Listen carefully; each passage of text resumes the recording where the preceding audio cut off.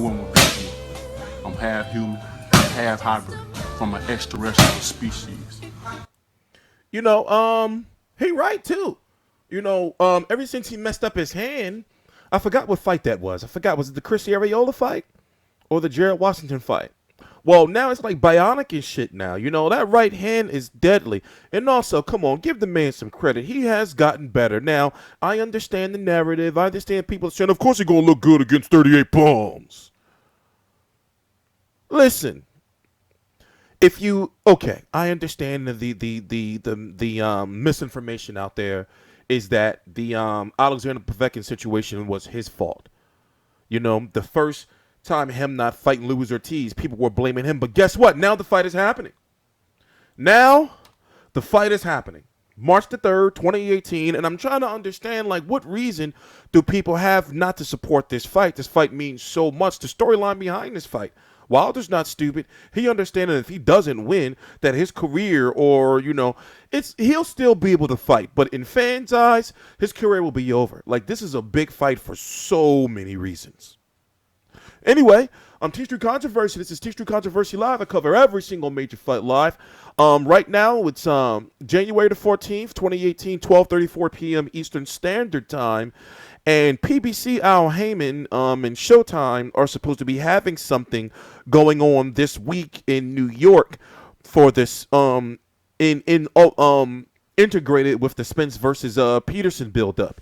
Now, normally what they do is, for media, just so happened, thank God, because sometimes you never know, I got my credentials for this Spence versus Peterson fight. So normally they have like a press conference or something really, really early, like 5 o'clock or so at the Barclays Center before the card, actually starts. So this time, we have a pro videographer that's going with us to New York this time. So now it's not just me doing all this stuff. So we got some really, really, really good shit planned for y'all, and hopefully some inside information on what's going to be going on. Now, from my understanding and from my research, if Deontay Wilder does beat Wilder-Ortiz, he will go on to fight the winner of Joseph Parker, Anthony Joshua versus Joseph Parker. Don't fall for the 50% heebie-jeebie bullshit. Listen. He knows how much money he's going to get. They know what the deal is, and just pull yourself out of the he said, she said shit that they're going through on social media. Or they were going through. Al Heyman, Eddie Hearn, and Shelly Finkel, and probably DeBella met in New York around the time of Matchroom USA's launch, when Danny Jacobs fought Luis Arias. So they have some type of plan on what they're going to do. And Joshua versus Wilder is getting big, and Stephen Espinoza, the president of Showtime, who's trying his best to finalize a deal with Anthony Joshua to sign with Showtime. He said that basically, Wilder and Joshua are going to stay on that same schedule, fighting in the same month, which we talked about a few months ago. Wilder versus Ortiz, March the 3rd, and Joshua versus Parker on March the 31st. So they wanted them to fight within that same month, so that they'll have time to negotiate to possibly fight in March. In September, or October or so. So understand that throughout that, if both of these fighters win, now these are tough fights for both of these fighters. Joseph Parker is a very tough young fighter for Anthony Joshua. Both of these guys are in their young prime, and the winner is going to go on to global superstar. Now Joshua's already there. That fight with Joshua Parker is taking place in a stadium again. To whereas in Wilder's taking fight Wilder-Ortiz in Brooklyn, in the Barclays Center. And the crazy thing is, Wilder versus Stiverne 2 was still very popular, and it still scored high ratings, even though people said, yeah, Wilder going to knock him out this time. So I'm imagining, or have to assume, that Wilder versus Wilder-Ortiz is going to do so much better. And I'm glad that, he fought in November. Now he's fighting again in March. They're not fucking around. It's not about these long lasts, because that shit seemed like it was yesterday, don't it? And now we have to build up for this fight. It's a big deal. I don't know if you guys want to go back and watch it. In fact, I'm going to pull it up on my channel for those who didn't see what happened with Wilder and Ortiz, when Luis Ortiz beat Daniel Martz on the last episode of PBC on Fox Sports 1 for the year, I believe it was, and Wilder was there ringside. You can tell that it was set up to a point where those guys were supposed to confront each other and everything like that. Here it is. I'll pull it up for you guys. We'll just watch the clip for you guys who want to see it. Let me see if we can. This could be it. And this one is over. And Luis Ortiz looks over at Deontay Wilder right now. And oh my goodness, look at this. Ortiz immediately looked right at Deontay Wilder. We're gonna stop it right there for now. Let me see if I can get y'all to the part where we shut with a when I'm not running my mouth. Be able to.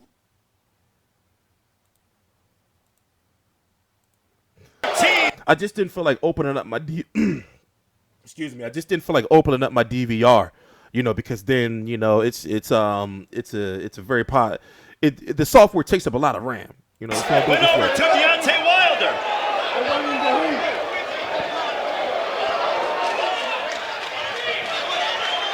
My goodness, Luis Ortiz looking impressive over Deontay Wilder, or over Daniel Martz, and he's calling out Deontay Wilder.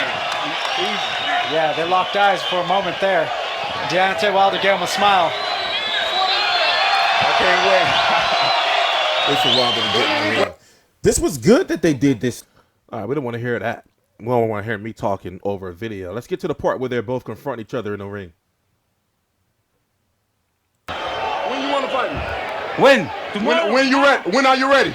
No, I'm ready. You ready? I'm ready for you. All right, stay by the phone, baby. Stay by the phone. I've been wanting to. You messed this opportunity up. I blessed you with the opportunity the first time. Hey, you know they I happy. blessed you with the opportunity the first time. Hey, what did you do? What did you do? You guys? So you know what? I'm gonna bless you again. Let's with the see. same We'll see when this opportunity. comes up.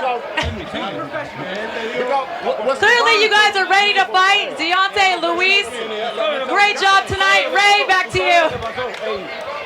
Well, they're certainly ready to do battle. Yeah, he put him down. Yeah, Luis Ortiz. It's not over yet. That's not the best part about it. WBC, as far as people blame. Oh, man. Give the world this fight and make it happen. Most definitely. If you're ready and you say you're ready, because I was ready for the first time.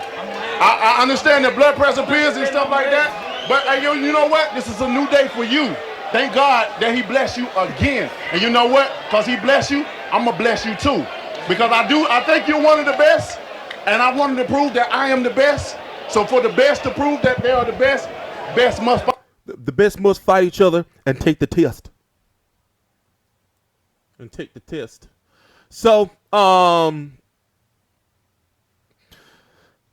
we talked about the situation so much. I guess there's not really too much to talk about until we talk to both fighters. Also, Deontay Wilder has gotten so much better on the microphone, even though he be on some other goose shit sometimes with his rhymes and still and making up words and shit, flustered and what's a couple other ones he made up. Still, I like that he's more vocal. And he's a champion, man. And also, he did get 60 hours of community service for pot, right? And people have been asking the question like, wait a minute, you say you so clean, how you ain't never get popped for no weed, bro? Like, what's going on? Those are some questions to ask, man. Please, Deontay Wilder, do not fail no drug test ever. Like, if it would be so devastating if Deontay Wilder was to fail a drug test.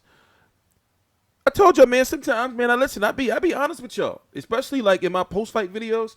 Sometimes I be great cry, man. If he was to fail a drug test, I'd probably fucking have a breakdown. I'd probably shed some tears. I'd be like, you wronged us, bro. I was hurt when Antonio Tarver failed that drug test. The one years ago where he lost his Showtime job, commentating job, I was hurt when he failed that drug test for Steve Cunningham. And I was like, yo, and he said you probably was going to fail the drug test. That shit is hurtful, man. Anyway, I'm TstreeT Controversy. This is TstreeT Controversy Live. Stay tuned to the channel because, as I said, I'm going to be in New York this weekend. Well, this week. And Wilder's going to be there. And we're gonna see what's going on. You know, we're gonna see what's going on, and we're gonna get him to talk some shit about Anthony Joshua and Joseph Parker. Please subscribe. All the links to my social media, as you can see, been popping up on the screen. Visit FightView360.com for your rankings, boxing schedule. The website is it's like 99%. It's just one more thing I have to do, you know, and we're there. We're going to be in Google. We got the ads, everything. Also, we're looking for help in the New York area. If you like to go to fights, you know, if you like to go to press events, you know, even if you work, you know, for somebody else who covers fights, you know, and they're not treating you right, you know, now we're throwing some money around. So it's like, hey, listen, holla at me. You know how to reach me. Listen. Our email is right down below in the description box. It's info@FightView360. You can contact me on Facebook Messenger, whatever way you want. As far as the like page, I really don't run the like page, but you know, somehow the message may get to me. Please subscribe. I'm TstreeT Controversy. This is TstreeT Controversy Live.